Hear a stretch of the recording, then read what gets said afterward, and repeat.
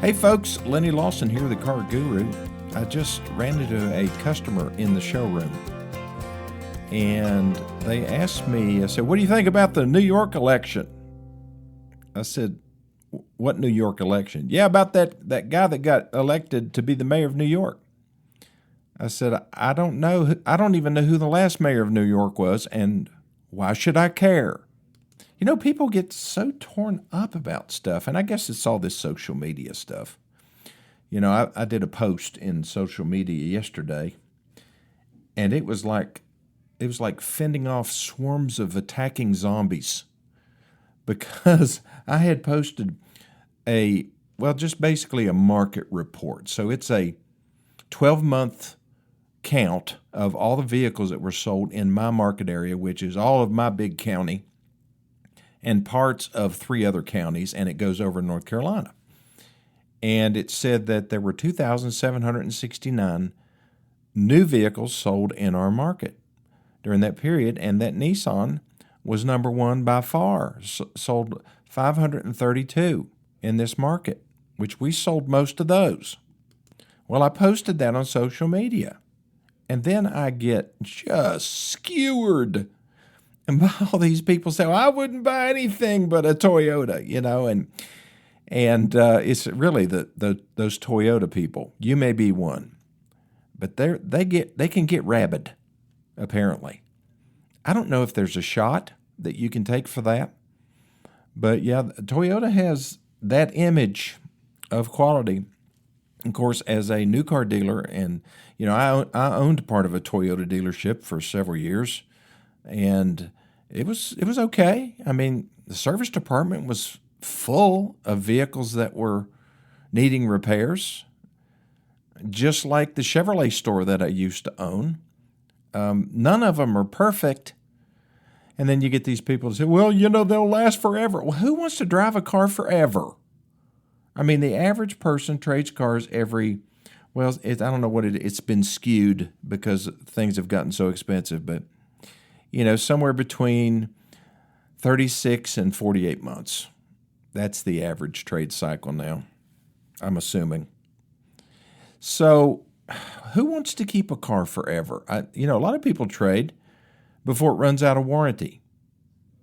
And, you know, as long as it's under warranty and you don't have to go to the shop every week to have something fixed. I mean, I can understand even owning a new car if it's a problematic car, then, you know, it's no fun, even if it is covered under warranty. It's a pain to have to take it in and out. But I understand, you know, Toyota has done a fantastic job marketing themselves and creating an image. But I also know about all the recalls and all the engines that they've had to replace in Camrys and in Tundras. And, you know, there's just no bulletproof automotive brand. And you know why? It's because, doggone it, they're complicated. 30,000 parts in the average car. How many other things do you use that has 30,000 parts? You drive it down the road at 80 miles an hour. It has to hold up when the temperatures drop to 32 below or it's 120 degrees outside. We don't want our dashes to crack, our seats to crack, that we want their cars to start instantly. You know, whether it's a push-button start or one we have to turn the key on, everything has to work flawlessly. And none of them do. None of them. So lighten up, Toyota people. For goodness sake. I was even attacked by somebody who has a Subaru. They said, I wouldn't buy anything but a Subaru. Well, good. You know, buy a Subaru. You know, what I concern myself with most of the time on this program is not what you buy. It's how you buy it, and do you take care of it? Because that's what matters. I mean, back when they were selling Yugos, you know, if you really maintained your Yugo just fine and you took care of it, you washed it, you kept it in a garage, and, you know, you waxed it every now and then, I'm sure a Yugo was a pretty fine car. Even a Chevrolet Vega or a Pinto. You remember that stuff? You know, the people who abused them, those were the ones that were unhappy. because they would fail. I had a guy one time had 176,000 miles on a Chevy Chevette. Now, most of you, well, some of you may be old enough to remember what a Chevy Chevette was. But if two people were sitting in the front seat of a Chevy Chevette, you had to be very close friends or married or wanted to be really close because your shoulders would touch. This car was very narrow. It had probably, I'm going to guess, 60 horsepower, and it couldn't be safe, with the door right up against your shoulder. But this guy put 176,000 miles on this car. He said, I'm going to keep his car forever. And I would just look at him and say, why? I didn't say it out loud. Why would you want to keep a car like that forever? But there are some people like that. I guess there's not enough people like that. I guess if more people would just buy a car and keep it until the wheels fall off, then there would be a whole lot fewer car dealers to complain about. And, a lot more repair shops, that's for sure. But yeah, a lot fewer cars would be sold. But that's what drives the economy. That's what makes the world go round, creates all of this sales tax revenue. And, that's keeps the oil companies in business. Just think of all the businesses that rely on the auto industry. And if all of a sudden people would buy a car and keep it for 20 years, all of that would go away. Okay, I'm going to take my first break, and I'll be back in just 1 minute.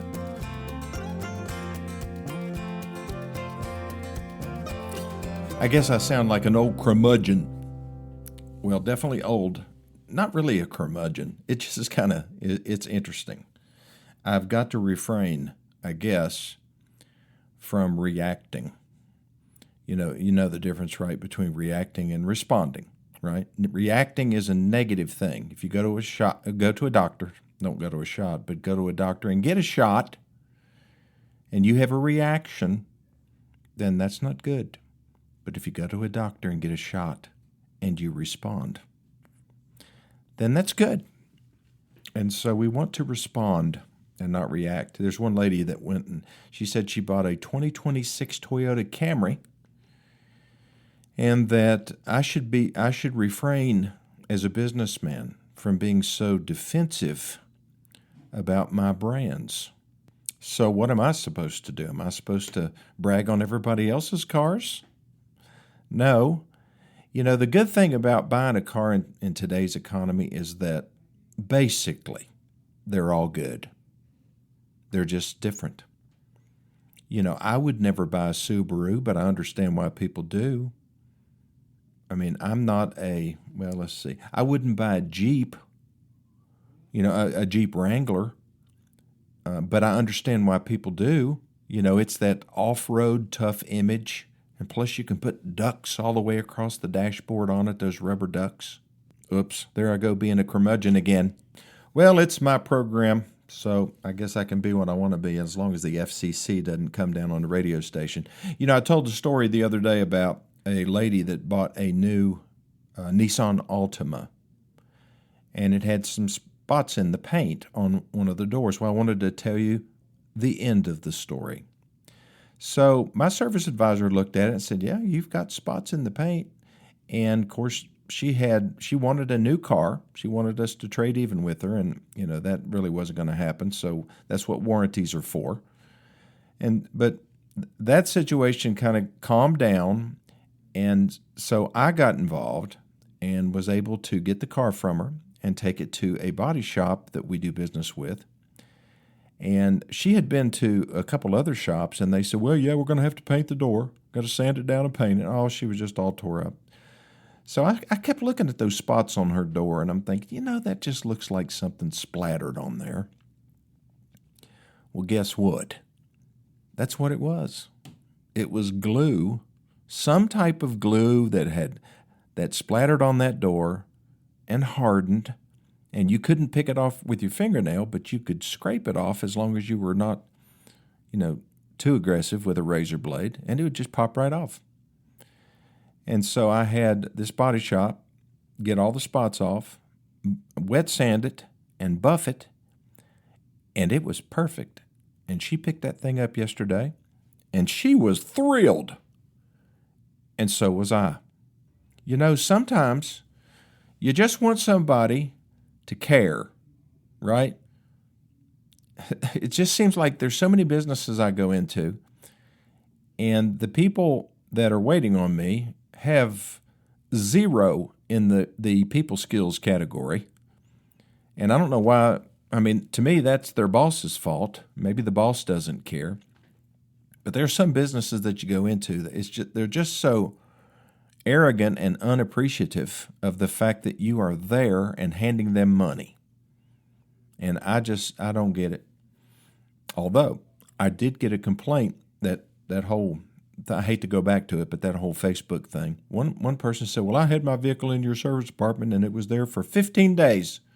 And nobody called me to give me a status update on the vehicle. Well, that's terrible. That's unacceptable to Lenny Lawson. And I just wish that somebody had called me and I could have solved it. Now, I know what happened. I'm pretty sure. I mean, it's not too hard to guess. They fell through the cracks.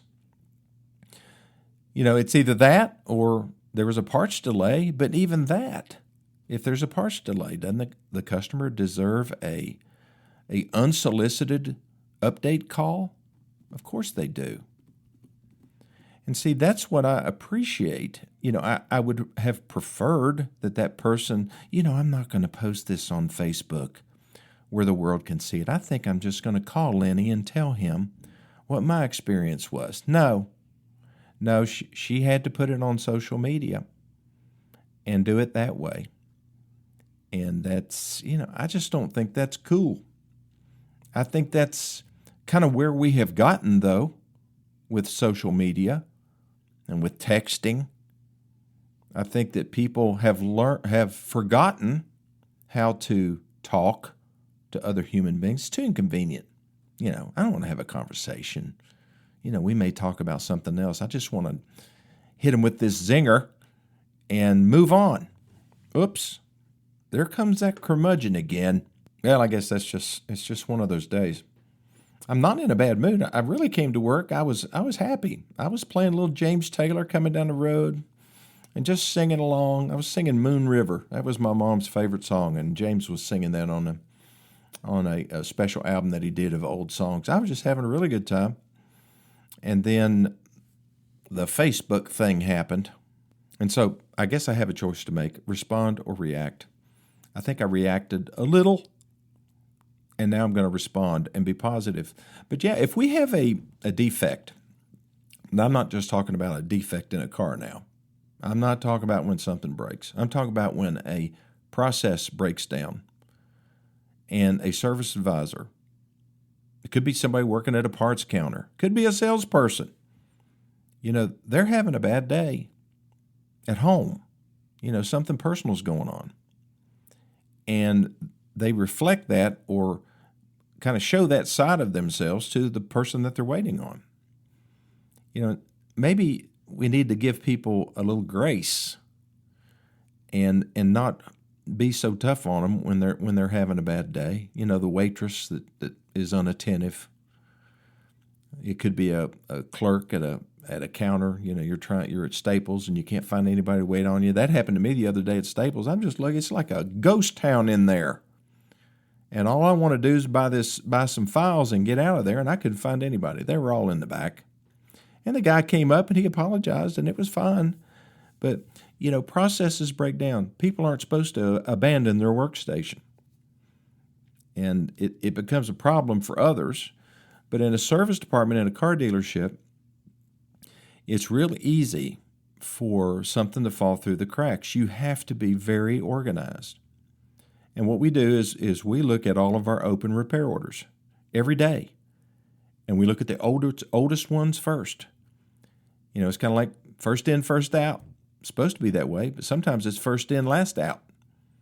And it's because that car was sitting on the back lot and the repair order got hidden in somebody else's folder or something like that. And one day, one of the service advisors sees a key up on the keyboard and said, "What's this key here?" And then they start digging down and they finally find the repair order. They find the car and it's been sitting back there for a week and a half.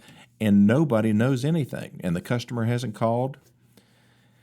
And it happens. It doesn't happen very often, but it does happen. So what do you do about it when it does happen? Well, you go to social media and you blast them. No, that's not what you do. If it's a local business and you want to keep doing business with them, then show them some grace. Go in there and talk to the people that run the place. If it's a service department, you might need to talk to the service manager and say, listen, I just want to explain to you what's happened to me. I mean, my car has been here for 10 days, and I've heard nothing. And it was really just for a brake job or whatever it was, and I just think that's been very inconvenient for me. Nobody's called, nobody followed up. The true test of their character at that point is their response. Do they apologize? Or do they just run out of the office and don't say anything, come back, go chew somebody out and come back and say, well, we're going to work on it now?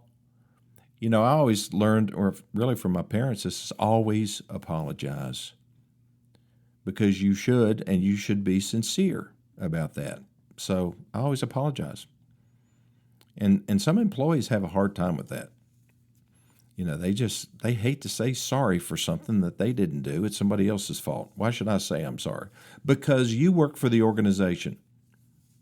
And the customer doesn't know you from Adam, but they do know the organization, and they may defect and take their business somewhere else because we didn't follow up with them.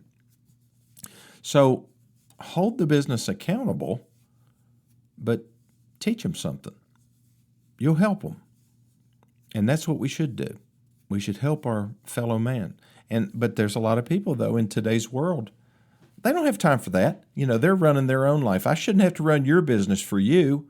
And there may be some of you out there agreeing with that statement. I personally don't.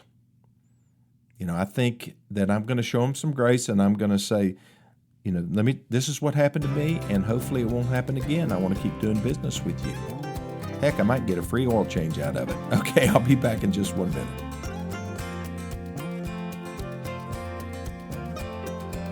Okay, I am back. One more comment came through. I'm sorry, I can't get away from it. This guy said, I tried to trade my 2011 Nissan Titan there, and you guys didn't want it. And I didn't respond. Some comments you just can't respond to. I don't know what to say about that. If somebody brought a 2011 Nissan Titan under normal circumstances with decent miles or even with very high miles. I mean, I traded for a truck the other day that had 340,000 miles on it. So I'll trade for anything. I remember back in the early 70s, there used to be a ski resort on the mountain that's in the distance that you can see from Greenville. The mountain is called Little Bald. In modern times, it's been called Viking Mountain. And it's a little over 5,000 feet tall, pretty big mountain, part of the, I guess, Blue Ridge Unaka chain. I get confused all the different mountain chains, but all part of Appalachia. And so there was a ski resort up there. And this guy came into the dealership one day, and he said, Mr. Lawson, he wasn't talking to me, he was talking to my dad. I was in high school. He said, I want to trade you some lots up on Viking Mountain for a new Chevy truck. Well, my dad, he hadn't been a dealer that long, and Viking Mountain was kind of thriving at the time. It had a lodge up there and a bunch of cabins and a ski lift and ski runs and so forth. And so he said, well, we'll look at it. And he got an appraisal, and it appraised decently. So it wasn't an even trade, but he traded for the lots on Viking Mountain. One time my dad traded for 2 grave plots. He traded for an old wagon. I mean, like one that would be drawn by a horse. I traded for visible gas pumps. I'll trade for anything, pretty much. So for somebody to go on there and say that they came to trade a 2011 Nissan Titan and we wouldn't trade with it, we wouldn't do it, it's not worth responding to. How many things in life are like that we would be better off just keeping our mouths shut? Maybe I would have been if I hadn't done this show today, but I did it. Here it is. Maybe there's a lesson here. We don't have to respond to everything. Why let somebody that lives in New York City, gets elected mayor, affect me? It really doesn't. The only time it does is if I download some kind of a news app and I'm glued into that, and all this political stuff does nothing but create anxiety for a lot of folks, including me. That's why I banned it 2 months ago. I got rid of all the apps on my phone that had anything to do with news. Except, would you call YouTube news? I wouldn't. What else did I keep? ESPN, couldn't get rid of that. Stock market thing, app here. Automotive news. And the Greenville Sun. I just downloaded that so that I could keep track of the obituaries. And that's all we need. We got to know what's going on locally and who's dying. And then we can really stay on top of things that really matter. Like this, send me your email address right now. Get your phone out, 423-552-2020. That's my cell phone number, the only one I have. Send me your email address, and I will send you the My Car Guru Guidebook PDF. It's a digital file. You need it. Trust me. If you don't think you do, you do, and your family does too. They need to read this before they ever go out and get automotive service, wreck their car and think about going to a body shop, or think about buying a new car, a used car. Whatever you need to do that's automotive, you need to read the guidebook first. It's only 32 pages. It's big print. And if you cannot get an email, or if you don't have an email, or you don't have that kind of file, I'll print one out for you and mail it to you if you'll send me your address. Yes, that's what I'll do. Even in the mood I'm in, I'll be happy to do that for you. Thanks for listening to this edition of My Car Guru, and I'll see you tomorrow.